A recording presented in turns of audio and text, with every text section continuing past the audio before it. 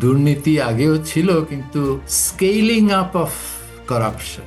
এই সময়ে political economic Just চেহারাটা কেমন ছিল এই 14-15 বছরে? করাপশনে যে একটা লুকোচুরির ব্যাপার থাকে বা একটা লজ্জা শরমের ব্যাপার থাকে, গত 15 বছরে ধীরে ধীরে আমরা দেখেছি যে এটা আর দরকার নাই, এত লুকোচুরি করার দরকার কি, এটা জায়েজ হয়ে গেছিল। যারা এই লুটপাটের বেনিফিশিয়ারি, তাদের সাথে একটা আন্ডারস্ট্যান্ডিং এ চলে আসলাম, ভাই তোমাদের চুক্তিগুলো ঠিক থাকবে, কিন্তু আগে যাদের সাথে ভাগ বটোয়ারা করেছিল এখন আমাকে দাও সেটা, তাইলে তো যেই লাও সেই কদুতে পরিণত হবে। এই যে দুষ্টচক্র ভাঙবেটা কে ভাঙবে? সেই বাজারের পলিটিক্যাল ইকোনমিটা আসলে কিভাবে এখন ফাংশন করছে আগে থেকেই? এখানেও সিন্ডিকেট তো আছে, সিন্ডিকেটের কথা সরকারও স্বীকার করে। খোলাখুলি ভাবে বাজারে গিয়ে এসে বলছে আমাকে টাকা দিতে হবে, নাহলে তুমি এখানে ব্যবসা করতে পারবা। তখন তো আপনি অসহায়, তখন তো ওই টাকা দিতে হবে এবং টাকা দিয়ে ওইটা মূল্যের উপর যোগ করে কনজিউমার থেকে সেটা আদায় করতে হবে, নাহলে তো আপনি ব্যবসায় টিকতে পারবেন না। রাজনৈতিক দলগুলো ইচ্ছা করলেও হয়তো এগুলো বন্ধ করার ক্ষমতা কি তাদের আছে?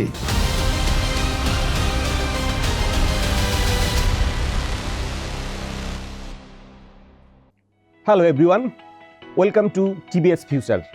আজ আমরা আলোচনা করব বাংলাদেশের রাজনৈতিক অর্থনীতির ভবিষ্যৎ কি।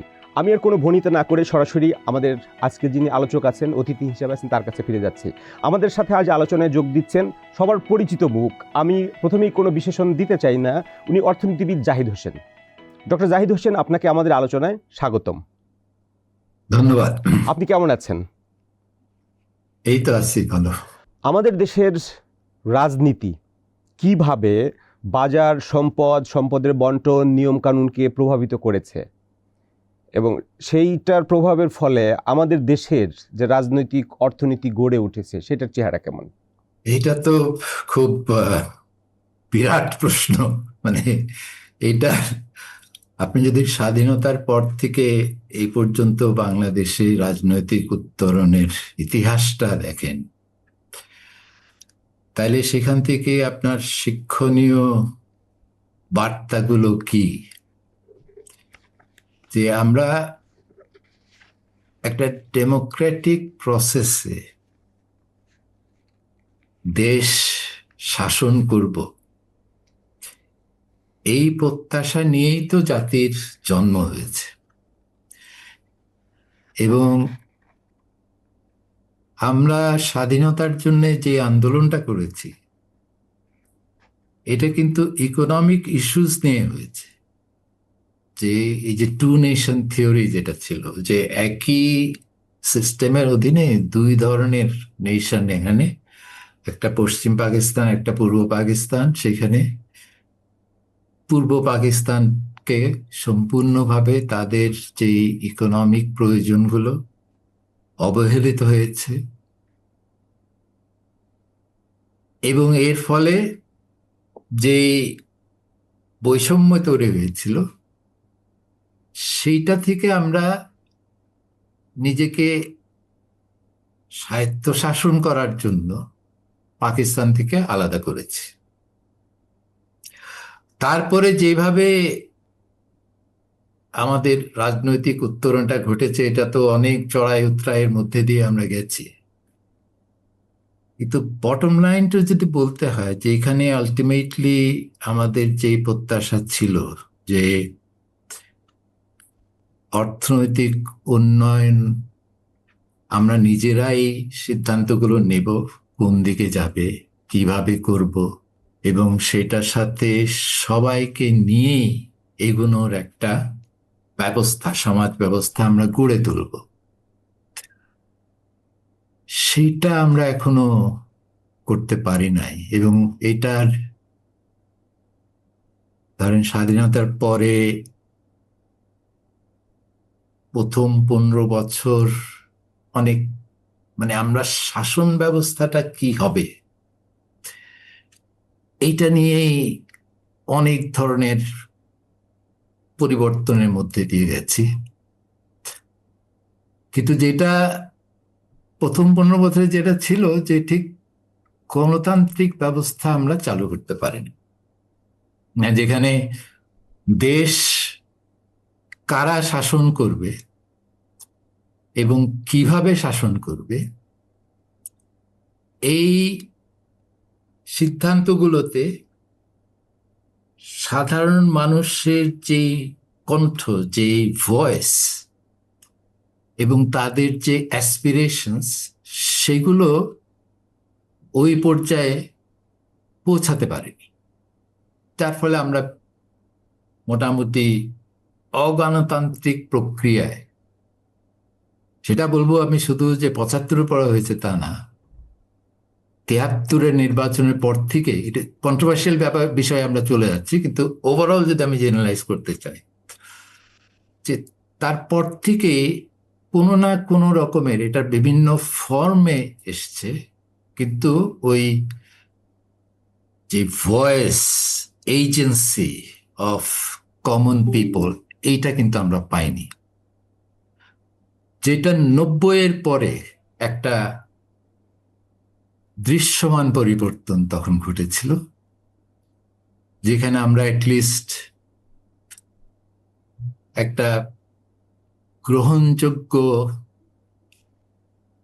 মোটামুটি নিরপেক্ষ একটা অথরিটির অধীনে কারা দেশকে শাসন করবে সেই সিদ্ধান্তে ভোটারদের ভূমিকাটা দেখেছি। আমরা ভোট কেন্দ্রে গিয়ে যাকে খুশি তাকে ভোট দেওয়ার একটা সুযোগ সেখানে তৈরি করেছি। তো ওইটুকু অর্জন ওই 90-এর পর থেকে হয়েছিল, অ্যাটলিস্ট ইলেকশনস গুলো মোটামুটি একটা সাধারণভাবে গ্রহণযোগ্যতা পেয়েছিল। মানে যারা নির্বাচিত হয়েছেন তারা জনগণের ভোট নিয়ে সংসদে গেছেন। তারপরে তারা সেখানে গিয়ে কি করেছেন, যেই নিয়ম নীতি মেনে তাদের কার্যকলাপগুলি করার কথা ছিল সেগুলি হয়েছে কিনা এটা ডিটেইলের ব্যাপার, কিন্তু নির্বাচিত হয়ে সংসদে গেছেন এবং যেই দল সংখ্যাগরিষ্ঠতা পেয়েছে তারা সরকার গঠন করেছেন, গঠন করে দেশকে শাসন করেছে। কিন্তু সেখানে গিয়েও আমরা দেখেছি যে অপোজিশন পার্টি নির্বাচনকে ম্যানিপুলেশন, নির্বাচনের ম্যানিপুলেশন, ধরেন 90-এর ইলেকশন বা তারপরে 96-এর ইলেকশন বা 2001-এর ইলেকশন তো সাধারণভাবে একটা গ্রহণযোগ্যতা পেয়েছে। কিন্তু যে প্রশ্নটা আপনি করছেন যে তারপরে আমরা কি পেলাম, মানে ধরেন 90 থেকে 2000, আমি বলবো 2014 পর্যন্ত গভর্নেন্সে অনেক ধরনের সমস্যা আমরা দেখেছি। মানে কুশাসন, নির্বাচিত প্রতিনিধিরাই সরকার গঠন করেছেন কিন্তু শাসনটা ঠিক মতো করতে পারেন নাই। শাসন করতে গেলে তো আপনার পুরো রাষ্ট্রের সব অঙ্গগুলোকে মিলিয়েই তো আপনাকে শাসনটা করতে হবে।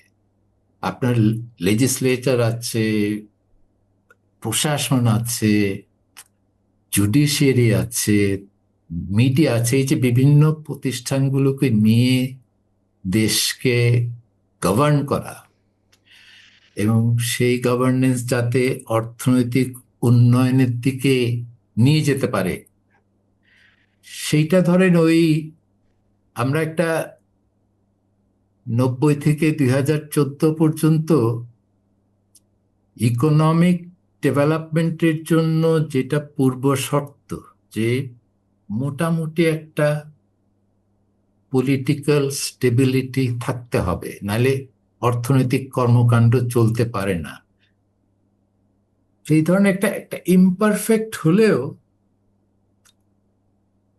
একটা ওভারঅল স্টেবল প্রসেসের মধ্যে দিয়ে রাজনীতিটা চলেছে। এবং সেই সময়ে আমরা দেখেছি যে বাংলাদেশের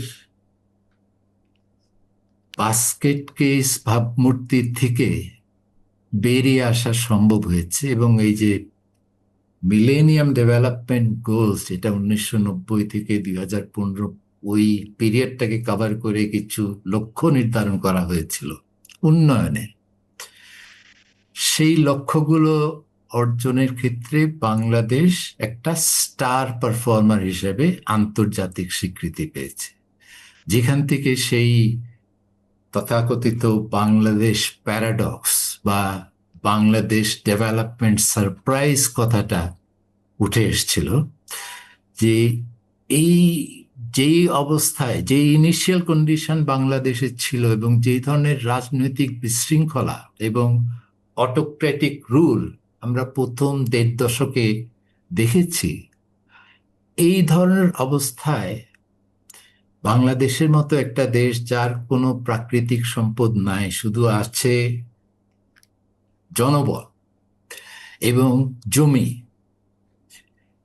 সীমিত প্রাকৃতিক সম্পদ এবং এতগুলো লোক এত ছোট জায়গায় কিভাবে মিলেনিয়াম ডেভেলপমেন্ট গোলসে আরো আফ্রিকার সব দেশকে ছাড়িয়ে গেছে, সাউথ এশিয়ার অনেক দেশগুলো, যার ইভেন ইন্ডিয়ার সাথে, ইন্ডিয়া তো 47 সালে স্বাধীন দেশ হিসাবে আবির্ভাব হয়েছে, তারপরেও ইন্ডিয়ার যে অর্জন সেই তুলনায় 90 থেকে এই 2015 পর্যন্ত যে মিলেনিয়াম ডেভেলপমেন্টের লক্ষ্যগুলি ছিল, সেখানে বাংলাদেশের যে প্রগ্রেসটা, এটা কেউ আশা করেনি, কিন্তু হয়েছে।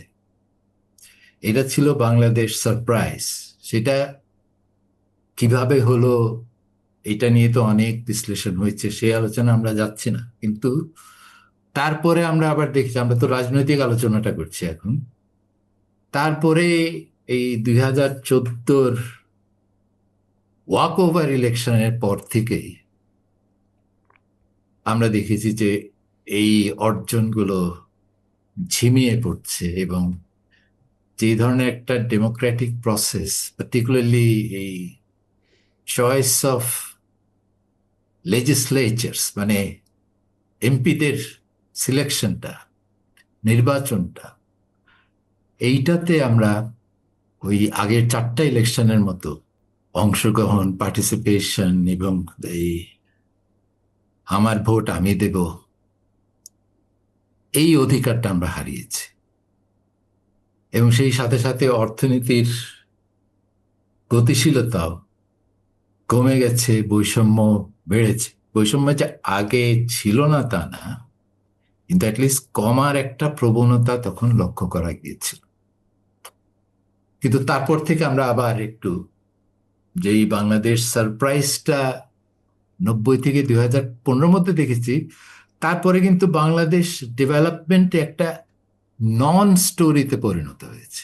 আগে যেমন এটা বাংলাদেশের একটা স্টোরি, যে উন্নয়নের গল্প বলতে গেলেই বাংলাদেশের গল্পটা বলতে হয়, কারণ এদের অর্জনটাই একটা সারপ্রাইজ হিসেবে এসছে, এটা কিভাবে হলো। তারপরে কিন্তু বাংলাদেশ আর কোনো অ্যাটেনশন পায়নি, মানে একেবারে যে ইকোনমি এগোয়নি তা না, কিন্তু ইট বিকেম এ নন স্টোরি, মানে এখানে কোনো উল্লেখযোগ্য বা বলার মতো কিছু নাই। করাপশন আছে, কুশাসন আছে, এটা তো অনেক দেশেই আছে। যে একটা সাকসেস স্টোরি থেকে একটা নন স্টোরিতে আমরা পরিণত হলাম এই 2014 পর থেকে। এটার মূল কারণ কি তাহলে? পলিটিক্স ডিরেইলড হয়ে গেল। আগে যে নির্বাচন ব্যবস্থা ছিল, রাজনৈতিক ব্যবস্থা ছিল, সেখান থেকে আমরা বাংলাদেশ সরে আসার ফলে গত 15-16 বছরেও তো অ্যানাদার সারপ্রাইজ আসছে। আপনার মেগা প্রজেক্ট যেমন আছে, মেগা স্কেলে করাপশনের ঘটনাও তো ঘটছে। হ্যাঁ, সারপ্রাইজ আগেরটা ছিল প্লেজেন্ট সারপ্রাইজ, আর এটা ছিল আনপ্লেজেন্ট সারপ্রাইজ। এবং এখানে দুর্নীতি আগেও ছিল, কিন্তু ওই স্কেলিং আপ অফ কারাপশন। এই সময়ে পলিটিক্যাল ইকোনমিক Industrial. চেহারাটা কেমন ছিল এই 14-15 বছরে, যেটা স্কেলিং আপ করাপশন আপনি বলছেন বাড়ছে? এটার চেহারা কিভাবে ইনস্টিটিউশনগুলোকে, ইকোনমিকে এরা ডমিনেট করতো, ডিস্টোর্ট করতো, ইনফ্লুয়েন্স করতো? এটা ওপেন হয়ে গেছিল, মানে করাপশনে যে একটা লুকোচুরির ব্যাপার থাকে বা একটা লজ্জা শরমের ব্যাপার থাকে, এইটা কিন্তু ওই গত 15 বছরে ধীরে ধীরে আমরা দেখেছি যে এটা আর দরকার নাই, এত লুকোচুরি করার দরকার কি, এটা জায়েজ হয়ে গেছিল। ট্রান্সপারেন্সি আসছে। হালাল, হ্যাঁ, হালালিকরণ অফ করাপশন হয়েছিল সেই সময়, যে হ্যাঁ সবাই করছে, আমিও করছি, এবং আমি করে আবার ওটা নিয়ে বড় বড় কথাও বলছি যে এইটা করা যায়, এইভাবেই চলবে দেশ। এটা মেনে নিতে হবে। কিন্তু আবার সেটাকে আমরা ওই সোকল ডেভেলপমেন্টাল স্টেট কনসেপ্টটা, যে আমি চুরি করলাম কি ডাকাতি করলাম তাতে কিছু আসে যায় না, as long age I deliver development. আমি তো পদ্মা ব্রিজ দিয়েছি, আমি তো মেট্রো রেল দিয়েছি, আমি তো এক্সপ্রেসওয়ে করেছি, ফ্লাইওভার করছি, রিজনাল হাইওয়েজ করছি, প্রকল্প নিয়েছি, বড় বড় প্রকল্প, বড় বড় স্বপ্ন আমি দেখছি। তো আপনার সমস্যাটা কোথায়? এখানে যেমন চায়নার উদাহরণ দেয়া হতো, যেমন ইস্ট এশিয়ার যারা successful cases, miracle, east Asian মিরাকলে যারা ছিল, মালয়েশিয়া বলেন, ইন্দোনেশিয়া বলেন, ওদের ওখানেও তো কারাপশন আছে, কিন্তু ওরা তো ওই ডেমোক্রেসির ধার ধারে নাই, করাপশন ছিল, তারপরেও তারা উন্নয়ন ডেলিভার করেছে। তো আমরা ওই পথে হাঁটতে আপনার অসুবিধা কি? ডিফারেন্সটা হলো আমার পার্সোনাল মতে যে ওখানে তো ইন্দোনেশিয়া একটা মেট্রো সিস্টেম 9 মাসে হয়েছে, আমাদের বছর পর বছর লেগেছে। 1 টাকার কাজ হয়তো 1.5 টাকায় হয়েছে, আমাদেরটা 1 টাকার কাজ 5 টাকায় হয়েছে। ওরা যেখানে 100টা ডেলিভার করতে পারছে, আমরা সেখানে 5টাও ডেলিভার করতে পারি। একেবারে ডেলিভার করতে পারছি না তা না, 5টাও ডেলিভার করতে হয়, কিন্তু অনেক দীর্ঘ সময় টাইম এবং কস্ট ওভাররানের মাধ্যমে এই ডেলিভারিগুলো আমরা অর্জন করছি, একটা হিউজ কস্ট। কাজে এখানে আমার মনে হয় বিতর্কটা এই যে আমরা আইডিওলজিক্যাল যে ডিবেট গুলো করি, যে ক্যাপিটালিস্টিক সোসাইটি না সোশ্যালিস্টিক সোসাইটি, এখানে ডিফারেন্সটা বিটুইন, আপনি যদি ইস্ট এশিয়ান এক্সপিরিয়েন্স বলেন এবং যেখানে ডেমোক্রেসি, ঠিক পলিটিক্যাল ডেমোক্রেসি বলতে কিছু নাই, ইন্দোনেশিয়ার কথা এখানে আলাদা, সাউথ কোরিয়ার কথা এখানে উন্নয়ন হওয়ার পরে তারা ডেমোক্রেটিক প্রসেসে চলে গেছে। এখানে ডিফারেন্সটা হলো অ্যাকাউন্টেবিলিটি সিস্টেম, যে ইটস নট যে আপনার ক্যাপিটালিস্ট ইকোনমি না সোশ্যালিস্ট ইকোনমি, এখানে ডেমোক্রেসি না অটোক্রেসি। আপনার যদি অ্যাকাউন্টেবিলিটিটা না থাকে তাহলে ডেলিভারিটা হয় না।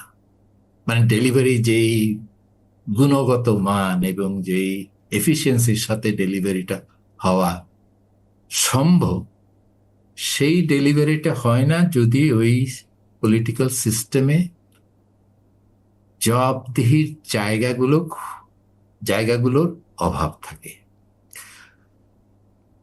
এখানে আমার মনে হয় is the distinction between China, ভিয়েতনামকে আপনি একদিকে ফেলেন, আর ইন্ডিয়া, মানে সাউথ এশিয়াকে যদি আরেকদিকে ফেলেন, তাহলে এখানে তো সাউথ এশিয়া তো বেশিরভাগই ডেমোক্রেটিক, অ্যাটলিস্ট কাগজে কলমে ডেমোক্রেটিক গভর্নমেন্টই তো। ইলেকশন আপনি বলেন এগুলো নামে মাত্র ইলেকশন, কিন্তু ইলেকশন করেই তো সরকার ক্ষমতায় আসছে, যেটা চায়নাতে হয় না, ভিয়েতনামে হয় না।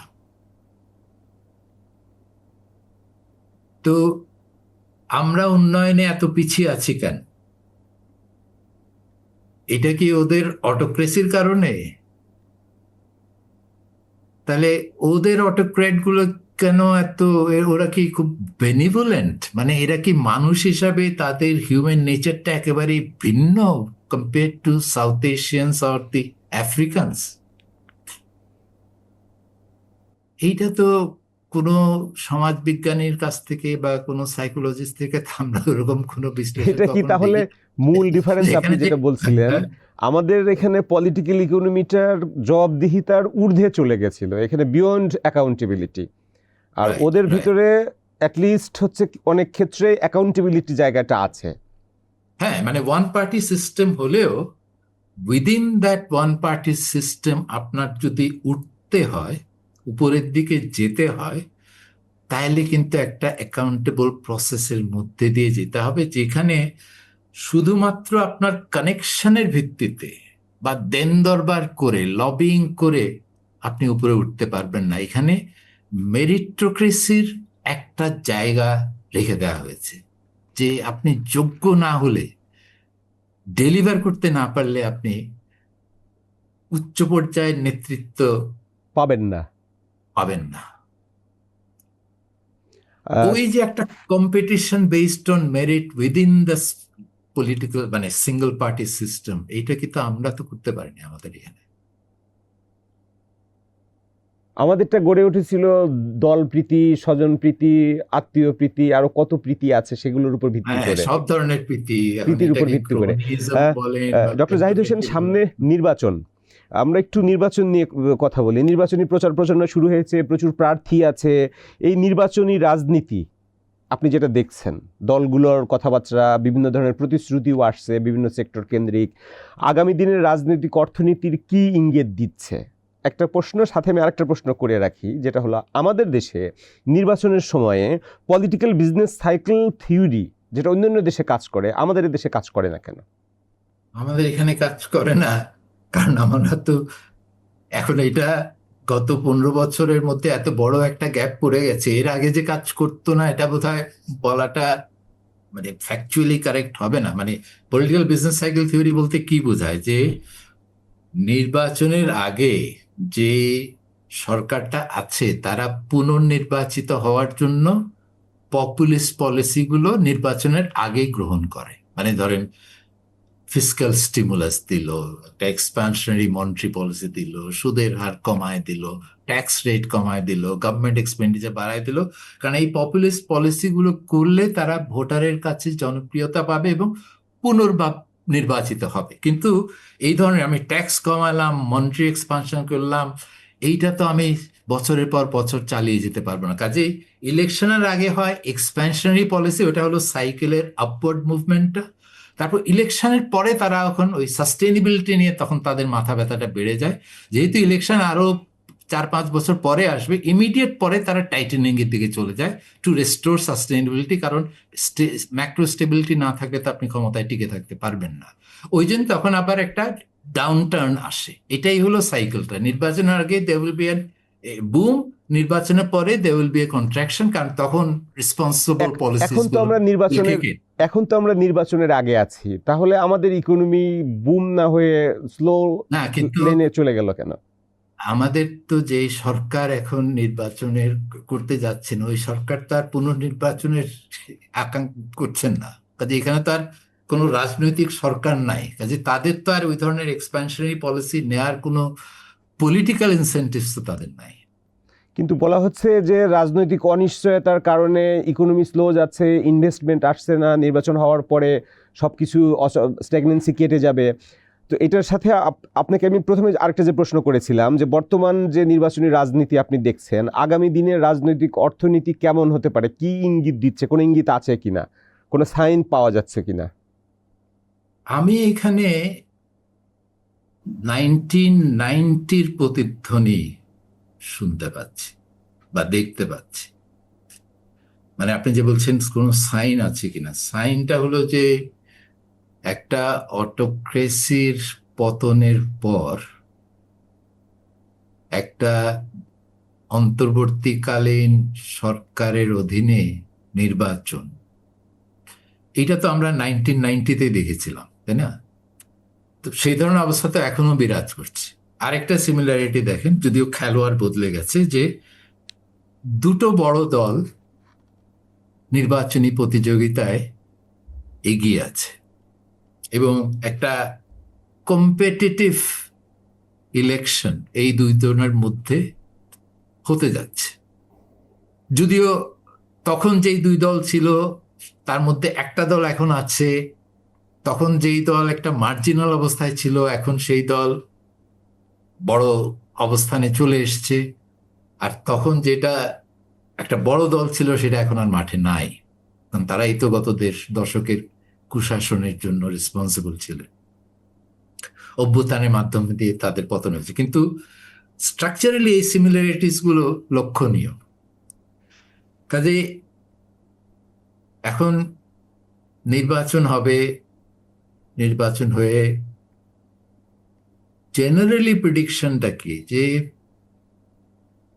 মানে 2008-এর নির্বাচনে যে একচেটিয়া যে ফলাফল হয়েছিল, যে একটা দল সংসদে অ্যাবসলিউট মেজরিটি নিয়ে এসছিল,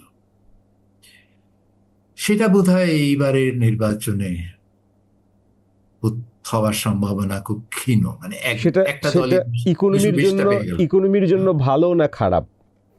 ইকোনমির জন্য পলিটিক্যাল স্টেবিলিটিটা ইম্পর্টেন্ট, কিন্তু ওই যে ধরনের স্টেবিলিটি আমরা 2014 থেকে 24-এর মধ্যে দেখেছি যে একই সরকার টিকে ছিল, ওই ধরনের কৃত্রিম স্টেবিলিটি না, মানে জেনুইন স্টেবিলিটি, এবং যেখানে কন্টেস্টেবিলিটিটা থাকে।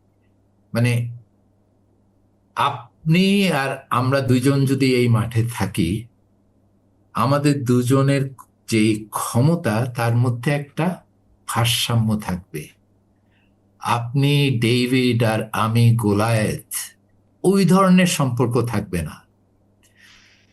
একজন আরেকজনকে কনস্ট্রেইন করবে। কাজে সেখানে, মানে এখানে এটা it's a very slippery slope আমি বলবো, কারণ এখানে আপনি এখন বর্তমানে ফ্রান্সের যে অবস্থা দেখেন, যে সেখানেও অনেক দল আছে, মানে কোয়ালিশন ছাড়া আপনি সরকার গঠন করতে পারছেন না, এবং কোয়ালিশন গুলো ভেঙে পড়ে, যার কারণে প্রাইম মিনিস্টারের খুব দ্রুত ফ্রিকুয়েন্টলি পরিবর্তন ঘটছে। ওইটাতে আবার একটা হাং পার্লামেন্ট, এবং ওই হাং হয়ে গেলে আপনার কম্পিউটার যখন হাং হয়ে যায় তো কাজ করা তো মুশকিল হয়ে যায়, তাই না?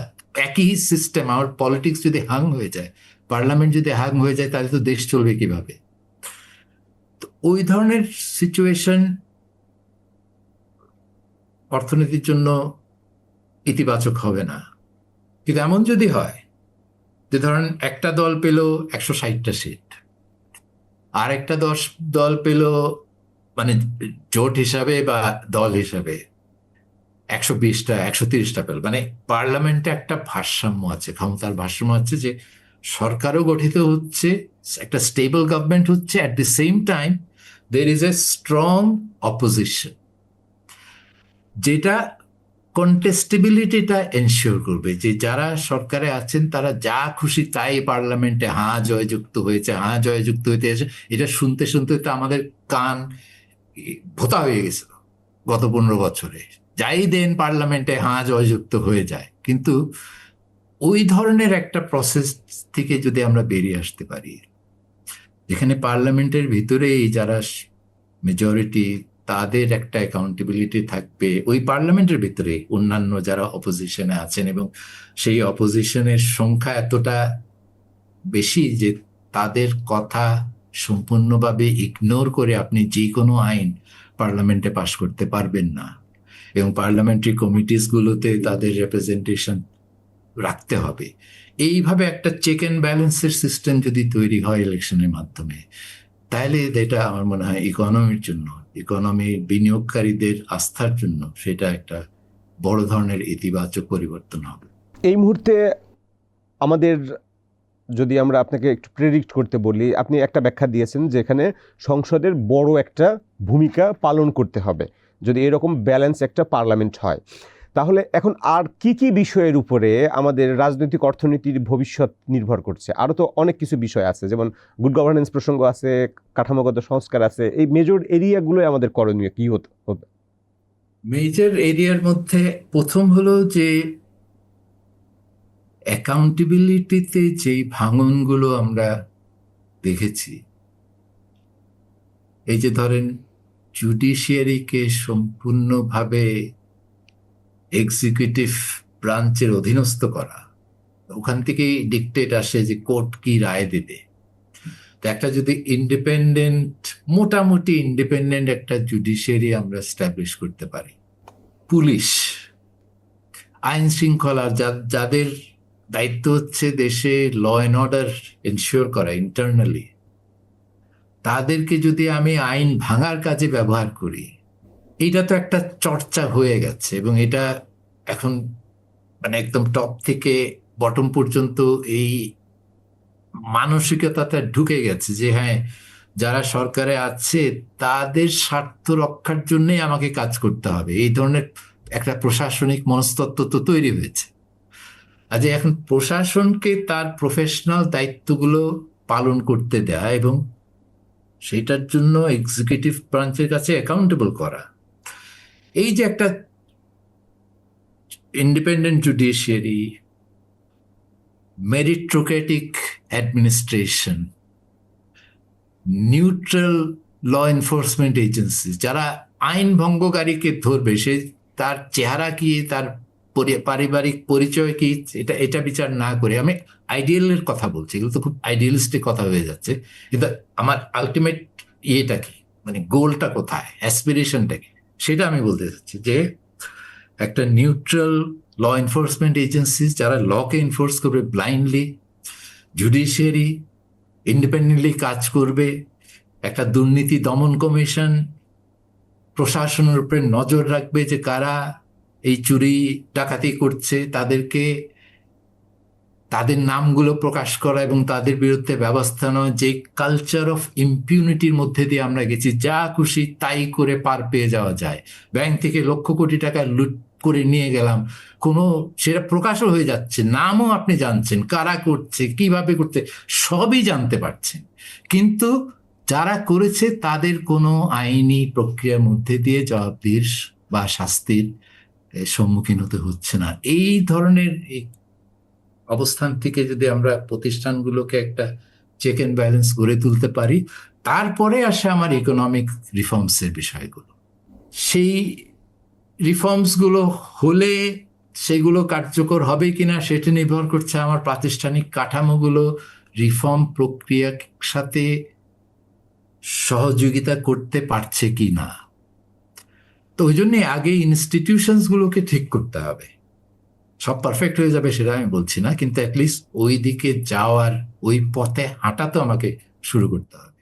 হোয়াই নেশনস ফেইলে বইটাতে যেমন দুই ধরনের ইনস্টিটিউশনের কথা বলা হয়েছে, এক্সট্রাকটিভ ইনস্টিটিউশন অ্যান্ড হচ্ছে inclusive institution, both political and economic. তাহলে আমাদের এখানে যে বোথ পলিটিক্যাল এবং ইকোনমিক ইনস্টিটিউশন আছে, বিগত দিনগুলোর ধারাবাহিকভাবে আস্তে আস্তে সবগুলো কি এক্সট্রাকটিভ ইনস্টিটিউশনে পরিণত হয়ে গেছে? সেগুলোকে এখন সামনে ইনক্লুসিভে পরিণত করাইটাই তো বড় চ্যালেঞ্জ, এবং সেটার উপরেই ডিপেন্ড করছে আপনার পলিটিক্যাল ইকোনমির ফিউচার কি হবে। আপনি স্পেসিফিক্যালি যদি দেখেন,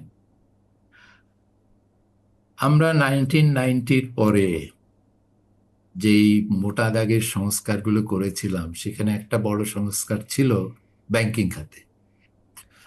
যে ব্যাংকিং খাতে রাষ্ট্রীয় প্রতিষ্ঠানগুলোর আধিপত্য থেকে বেরিয়ে আমরা একটা মার্কেট বেস ফাইন্যান্সিয়াল সিস্টেম তৈরি করার উদ্যোগ 1990-এর পরে দেখেছি, এবং সেখানে তারপরে দেখেন প্রাইভেট ব্যাংকের আগমন শুরু হলো, এবং এই প্রাইভেট ব্যাংকগুলি এখন ডমিনেন্ট পার্ট হয়ে গেছে ফাইন্যান্সিয়াল সিস্টেমের। কিন্তু এই ব্যাংকিং সিস্টেমটাই কিন্তু একটা এক্সট্রাকশনের একটা খনিতে পরিণত হয়েছিল। এখান থেকেই টাকা লুটপাট করে, ডিপোজিটারের টাকা লুটপাট করে কিছু সীমিত বড় বড় ব্যক্তি, বড় বড় প্রতিষ্ঠান, তারা লুটপাট করে টাকা নিয়ে গেছে। কাজে একটা যেটা ইনক্লুসিভ প্রতিষ্ঠান হিসাবে গড়ে উঠছিল ব্যাংকিং সিস্টেমে, যেখানে এই ব্যক্তিরা উদ্যোগ নিয়ে প্রতিষ্ঠান তৈরি করবেন, ডিপোজিটরা টাকা রাখবে, আমি ঋণ পাবো, যার ঋণ পাওয়ার যোগ্যতা আছে সেই ঋণ নিয়ে ব্যবসা করবে, এই ধরনের একটা সিস্টেমের দিকে কিন্তু আমরা এগিয়েছিলাম। কিন্তু পরে ওই ইনস্টিটিউশনটা হয়ে গেল একটা এক্সট্রাকশনে। আইন তো সবই ঠিকই ছিল, কিন্তু লুটপাটের যে প্রক্রিয়াটা সেইটা স্কেলড আপ হয়ে এখানে ওই কালচার অফ ইম্পিউনিটির কথা যেটা আগে বলছিলাম, এটা একেবারে গেড়ে বসলো। আরেকটা জায়গা দেখেন যেখানে এক্সট্রাকশন হয়েছে, বড় মাত্রা এক্সট্রাকশন হয়েছে একটা আইন করার ফলে, যে আইনটা কিন্তু খুব একটা ক্রাইসিসকে মিট করার জন্য করা হয়েছে, এই যে ইমার্জেন্সি পাওয়ার অ্যাক্ট, যেটা অ্যাকচুয়ালি ওই 2007-08-এর কেয়ারটেকার গভর্নমেন্টের সময় কিন্তু এটা হয়েছে। আপনার খেয়াল আছে হয়তো 2006-তে আমাদের বিদ্যুৎ খাতের কি দুরবস্থা হয়েছিল, যে কিভাবে লোডশেডিং, ইভেন ঢাকায় দিনে 6 থেকে 8 ঘন্টার মতো লোডশেডিং হতো। শুধু লোডশেডিং না, বিভ্রাট, বিদ্যুতের বিভ্রাট। তো ওইটা এখানে জেনারেশনের যে অভাবটা ছিল সেটা দ্রুত মিট করার জন্য, যাতে এই পাবলিক প্রকিউরমেন্ট প্রসেসে গেলে অনেক দীর্ঘ সময় লাগে, সেই জন্য ছোট ছোট রেন্টাল পাওয়ার দ্রুত প্রকিউর করে ইমার্জেন্সি পাওয়ার নিড মিট করার জন্য টেম্পোরারিলি একটা আইন করা হলো, যে সাময়িকভাবে অল্প সব সময়ের জন্য ইমার্জেন্সি মিট করার জন্য এই দ্রুত প্রকিউরমেন্ট আইনটা করা হলো। কিন্তু পরে সেই একই আইন বারবার এক্সটেন্ডেড হয়ে এই পাওয়ার সেক্টরের যেই বর্তমানে যে এতগুলো এরিয়ার জমে আছে, পাওয়ার ডেভেলপমেন্ট বোর্ড পে করতে পারছে না, এবং বিদ্যুৎ প্রডিউস না করে পেমেন্ট পেয়ে যাওয়া লক্ষ লক্ষ কোটি টাকা, এটা হলো কিভাবে? ওই দ্রুত এইটাকে তো আলটিমেটলি একটা পার্মানেন্ট আইনে পরিণত হলো, বারবার এক্সটেনশন হলো। তো ওইটা আরেকটা ইনস্টিটিউশন, যে আইনটা যেটা এক্সট্রাকশনের পক্ষে কাজ করলো, এখন এইখান থেকে এই ধরেন ব্যাংকিং রিফর্মের মাধ্যমে এইটাকে যেটা আগে ইনক্লুসিভ ছিল পরে এক্সট্রাকটিভ হয়ে গেল, এখন আবার এটাকে কিভাবে ওই এক্সট্রাকটিভ মোড থেকে আমরা ইনক্লুসিভে রূপান্তর করব, সেইটা তো একটা বড় চ্যালেঞ্জ ব্যাংকিং খাতে। বিদ্যুৎ খাতে আইনটা আমরা রিপিল করেছি, কালো আইন, যেটা যে অস্ত্র হিসাবে কাজ করেছে এক্সট্রাকশনের, কিন্তু চুক্তিগুলো তো রাষ্ট্র যেহেতু চুক্তিগুলো সই করেছে, ওই চুক্তিগুলোর থেকে তো বেরিয়ে আসা খুব অত ইজি না। এখানে ওই যেটাকে আমরা ইনস্টিটিউশনাল ইকোনমিক্সে যেটা বলি পাথ ডিপেন্ডেন্স, মানে আপনি যেই পথে হেঁটেছেন সেই পথ থেকে, মানে যেই কারণে ওই পথে গিয়েছিলেন সেই কারণটা এখন নাই, কিন্তু আপনি তো ওই পথেই রয়ে গেছে, এবং সেই পথ থেকে বের হওয়াটা কিন্তু অত সোজা না, ওই বিকজ অফ দি হিস্ট্রি। ওইখান থেকে এখন এই বিদ্যুৎ খাতকে যে এক্সট্রাকটিভ মোড থেকে এখন ইনক্লুসিভ মোডে আপনি কিভাবে নেবেন এই চুক্তিগুলো রেখে, এবং এই চুক্তিগুলো থেকে আপনি যে একতরফা ভাবে বেরিয়ে আসবেন সেইটার যে ফাইন্যান্সিয়াল কনসিকুয়েন্স হবে সেটাকে আপনি বের করতে পারবেন কিনা, সেটার যে একটা দীর্ঘমেয়াদী ইম্প্যাক্ট ইনভেস্টমেন্টের উপরে পড়তে পারে সেইটাকে আপনি কিভাবে ট্যাকেল করবেন, এগুলো তো আমার এখন আগামীতে বিদ্যুৎ খাতের চ্যালেঞ্জ। কাজে একবার যখন আমি ওই ইনক্লুশন থেকে এক্সট্রাকটিভ মোডে চলে গেলাম, এটা তো কোনো যন্ত্র না যে আপনি একটা সুইচ অন করে দিলেন, তারপর রিসেট করে দিলাম আমি, রিসেট করে দিলাম।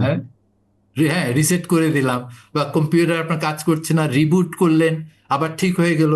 এই ইনস্টিটিউশনস তো ওভাবে কাজ করে না। ইনস্টিটিউশন কিন্তু অনেক কিছুই খুব স্টিকি, যে একবার এটা চালু হইলে ওটা অরিজিনাল কারণটা চলে গেলেও কিন্তু ফলাফলটা থেকে যাবে, মানে cause becomes effect, effect becomes cause, and then cause, মানে ইটস এ কিউমুলেটিভ কজেশন, যেটা আগে সাইকেলের মতো তৈরি হয়ে যায়, তাহলে একটা ভিশাস সাইকেল হয়ে যায়। মুক্তির উপায় কি? এখানেই তো আমার মনে হয় নেতৃত্বের ভূমিকাটা চলে আসে, যে যারা সরকার চালাবেন, দেশকে শাসন করবেন, কারণ একটা সাইকেলে আপনি কোন জায়গায় আঘাত করলে সাইকেলটা ভাঙবে সেটা তো আপনাকে চিহ্নিত করতে হবে, আর ওই আঘাতটা আপনি করতে পারবেন কিনা সে একটা তো হলো ইচ্ছাটা থাকতে হবে, যে এই সাইকেলটা দুষ্টচক্র যেটা ঐতিহাসিকভাবে চলে এসছে, if you are on the right side of দুষ্টচক্র, মানে ওই দুষ্টচক্রের থেকে যে আপনি বেনিফিট পান, তাহলে তো ওই দুষ্টচক্রকে ভাঙার সদিচ্ছা আপনার থাকবে না।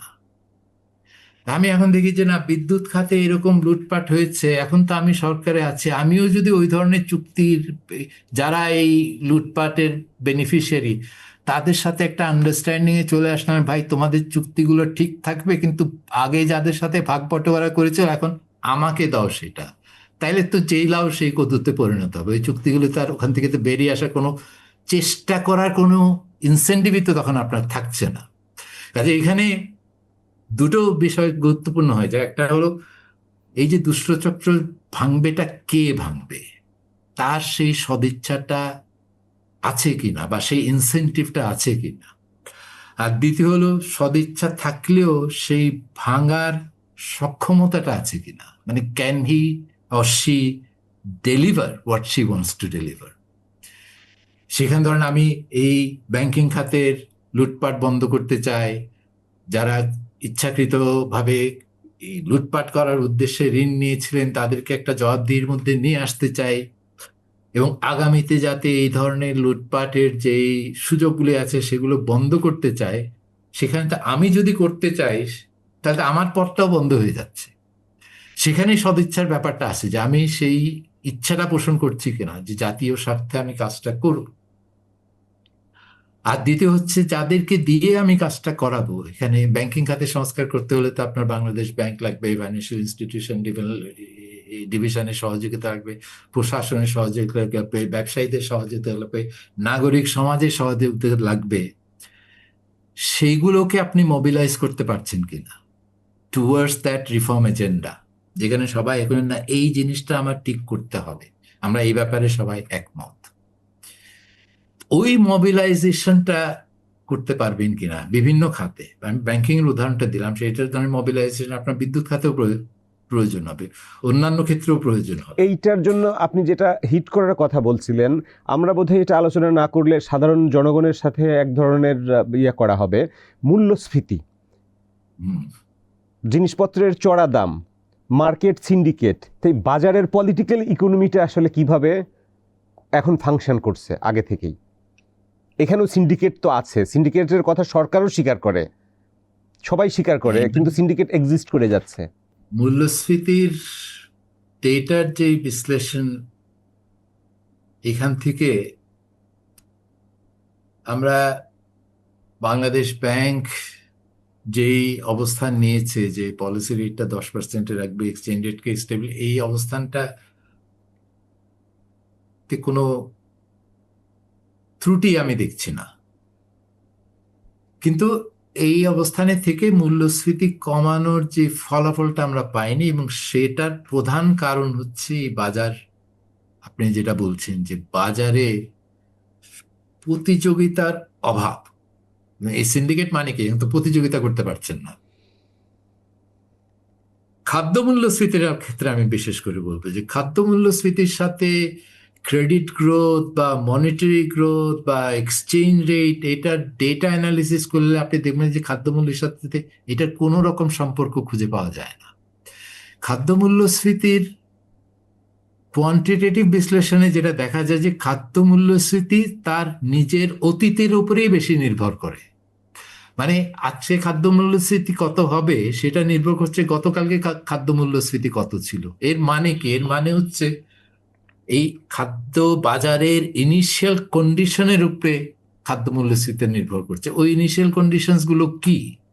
আমি এখানে বলবো দুই ধরনের ক্ষমতা এখানে কাজ করছে। একটা হচ্ছে যে সিন্ডিকেট, হুইচ ইজ মার্কেট পাওয়ার, মানে যে সমস্ত যারা বাজারে যারা খেলোয়াড় আছেন তারা বাজারকে নিয়ন্ত্রণ করার, তারা এত বড় যে তারা বাজারকে নিয়ন্ত্রণ করার একটা ক্ষমতা রাখেন।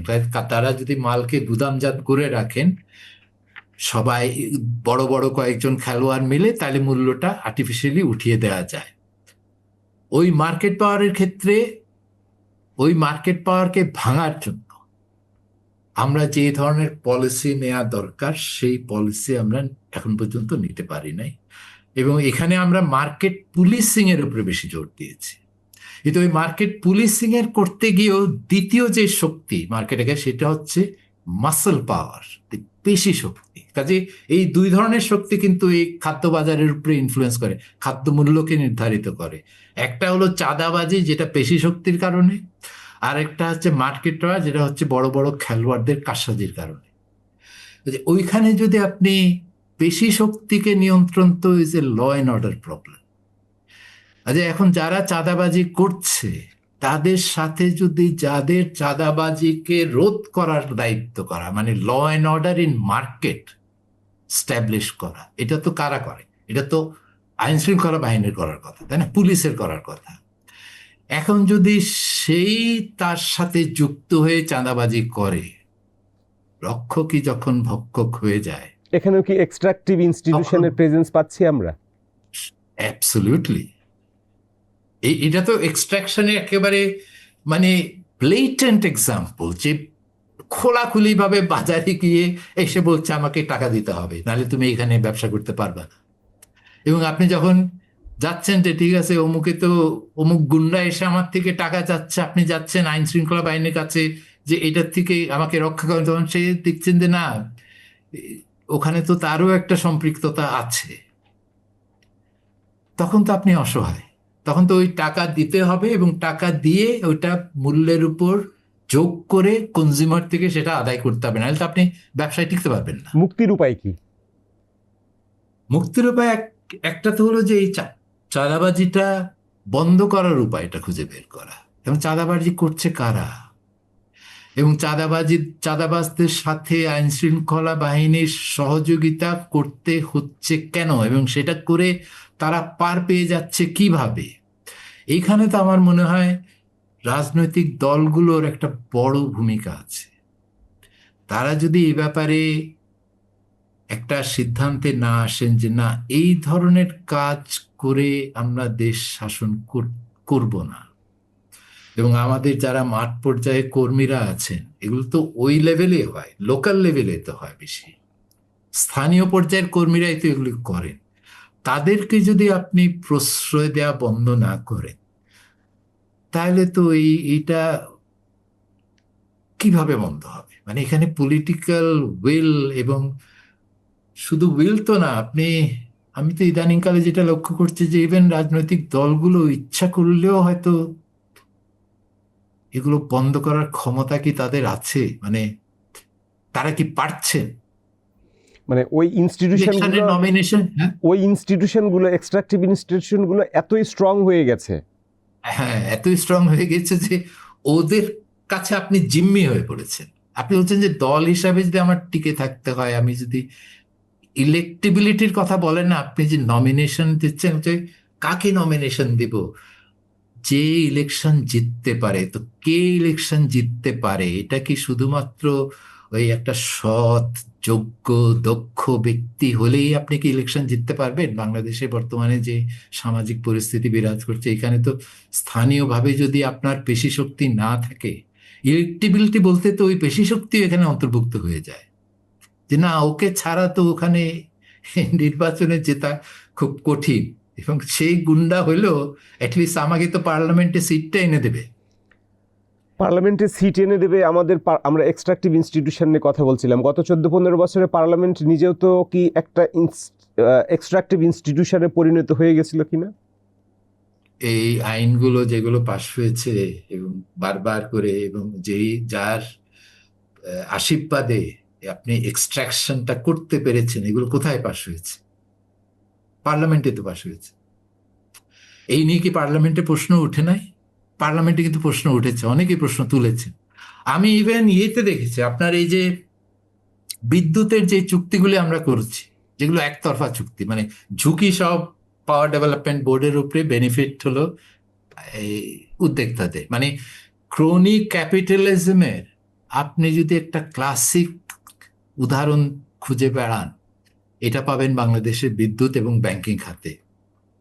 তো সেইখানেও যখন চুক্তিগুলো করা হয়, যখন একটা উদ্যোক্তা এসে একটা প্রস্তাব দিল যে আমি অমুক পাওয়ার প্ল্যান্ট অমুক জায়গায় করতে চাই, এবং এই এই হলো আমার ডিজাইন, এই হলো আমার ট্যারিফ প্রপোজাল, এবং এই এই সুবিধা আমাকে দিতে হবে, সেখানে কিন্তু যখন একটা তো প্রসেস আছে, যে পাওয়ার ডেভেলপমেন্ট বোর্ডে একটা প্রজেক্ট ইভ্যালুয়েশন কমিটি আছে, তারা সেটা বিচার করে বিভিন্ন সংস্থা, জড়িত সংস্থা আপনার পিজিসিবির কাছে পাঠাইলো, পার্লামেন্টারি লিগ্যাল মতামতের জন্য পার্লামেন্টারি লেজিসলেটিভ অ্যাফেয়ার্স ডিভিশনে পাঠাইলো, অর্থনৈতিক আর্থিক ইমপ্লিকেশনের জন্য ফাইন্যান্সিয়াল ইনস্টিটিউশন ডিভিশন বাংলাদেশ ব্যাংকে পাঠাইলো, ট্যাক্স অব্যাহতি চাচ্ছে এনবিআর এ পাঠাইলো। এই যে অযৌক্তিক যে সুবিধাগুলো দেওয়া হয়েছে, এগুলির যৌক্তিকতা নিয়ে কিন্তু আপনি যদি নথিগুলি দেখেন, প্রশ্নগুলি কিন্তু ঠিকই উঠছে। কিন্তু এনবিআর বলেছে যে কেন কর অব্যাহতি দেওয়া হবে, হ্যাঁ, পিজিসিবি বলছে আমার তো গ্রিডের এতটুকু লোড নেওয়ার সক্ষমতা নাই, এই প্ল্যান্টটা যোগ করতে হলে আমার তো গ্রিড এক্সপানশন লাগবে, ট্রান্সমিশন লাইনের সক্ষমতার অভাব আছে। গ্যাসের জন্য পেট্রোবাংলাকে লিখছেন, যারা বলছে যে আমি এডিশনাল গ্যাস দিব কিভাবে, প্রশ্নগুলো উঠেছে, কিন্তু স্টিল কন্ট্রাক্টগুলো হয়ে গেছে।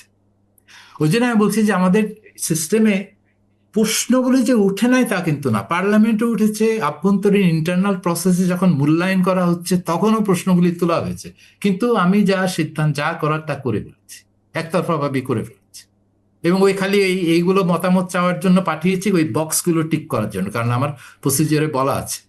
আমরা যেমন ব্যাংকিং সেক্টরের কথা আপনি বললেন, বাজারের কথা আলোচিত হলো, বিদ্যুৎ সেক্টরের কথা আলোচিত হলো, তাহলে ফেব্রুয়ারির মাধ্যমে যে সরকার গঠিত হতে যাচ্ছে তারা যদি এক্সট্রাকটিভ ইনস্টিটিউশনগুলোকে ইনক্লুসিভে রিভার্স করতে চান তাহলে একটা হারকিউলিয়ান ওয়ার্ক তাদেরকে করতে হবে, হিউজ পরিমাণে বাধা ও রেজিস্ট্যান্সও আসতে পারে।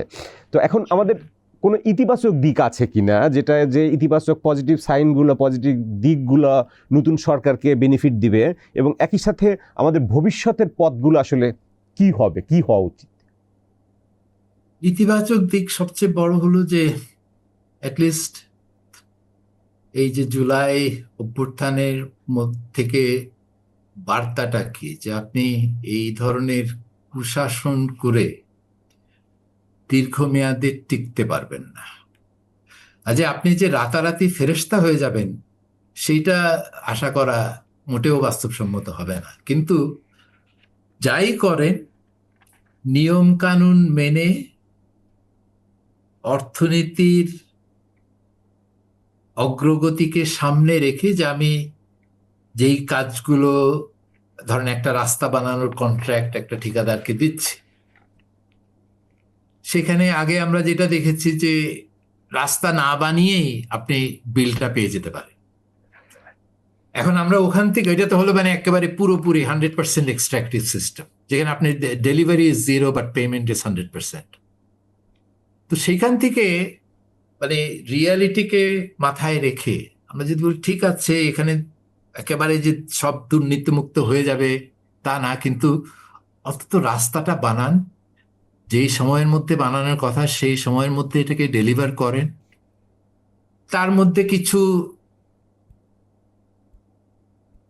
আনএক্সেপ্টেবল বাট স্টিল টলারেট করতে হবে, কিছু ওভার পেমেন্ট এর মধ্যে হয়তো কিছু স্টিল হবে, কিন্তু কাজটা করেই হবে। এইখান দিয়ে যদি আমরা শুরু করতে পারি তাহলে হয়তো মানে একটা ওই দুষ্ট চক্রকে রিভার্স করে একটা ভার্চুয়াস সাইকেলে পরিণত করা, এটা রাতারাতি হবে না, একটা বিগিনিং হতে পারে, একটা বিগিনিং, কয়েকটা খাত চিহ্নিত করে, যে বড় বড় যে খাতগুলোতে বড় বড় দুর্নীতি হয়েছে সেখান থেকেই শুরু হোক আমাদের যাত্রাটা, যে ব্যাংকিংটাকে ঠিক করি, বিদ্যুৎ জ্বালানি খাতটাকে ঠিক করি, পরিবহন এগুলি তো বড় বড় জায়গার এগুলোই ফেব্রুয়ারির মাধ্যমে গঠিত সরকারের আপনার মতে কি রিফর্ম এজেন্ডা হওয়া উচিত, টপ প্রায়োরিটি এজেন্ডা হওয়া উচিত? এবং শিক্ষা খাত, এখানেও তো বড় দুর্নীতি আছে, এবং যেটা দেশের সবচেয়ে বেশি ক্ষতি করছে, যে মানব সম্পদটাই আমরা তৈরি করতে পারছি না, যে লেবার ফোর্স আছে এটা দেশের জন্য লাইবিলিটি হিসাবে পরিণত হচ্ছে, বিশেষ করে এই যে শিক্ষিত তরুণরা যে বেকার হয়ে আছেন। তো শিক্ষা খাতের দুর্নীতির কারণেই তো এইসব হচ্ছে, যে যেই শিক্ষাটা দেওয়ার সক্ষমতা আমার আছে সেটাও দিতে পারছি না। কাজেই বলেন ব্যাংকিং, জ্বালানি, পরিবহন, শিক্ষা, স্বাস্থ্য, এই কয়েকটা খাত দিয়ে যদি আমরা শুরু করতে পারি তাহলে হয়তো আলটিমেটলি আগামী 10-15 বছর পরে একটা ভার্চুয়াস সাইকেল আমরা ঢুকতে পারবো। ডক্টর জাহিদ হোসেন, আমরাও সেই আশাবাদ ব্যক্ত করি। আমাদের সময় দেওয়ার জন্য আপনাকে ধন্যবাদ। আপনি ভালো থাকবেন, সুস্থ থাকবেন, নিরাপদে থাকবেন। আশা করি আবারও আপনার সঙ্গে কথা হবে। আপনাদেরকে অনেক ধন্যবাদ। ডিয়ার ভিউয়ার্স, আমাদের সাথে থাকার জন্য আপনাদের ধন্যবাদ। আপনারা ভালো থাকবেন, সুস্থ থাকবেন, নিরাপদে থাকবেন।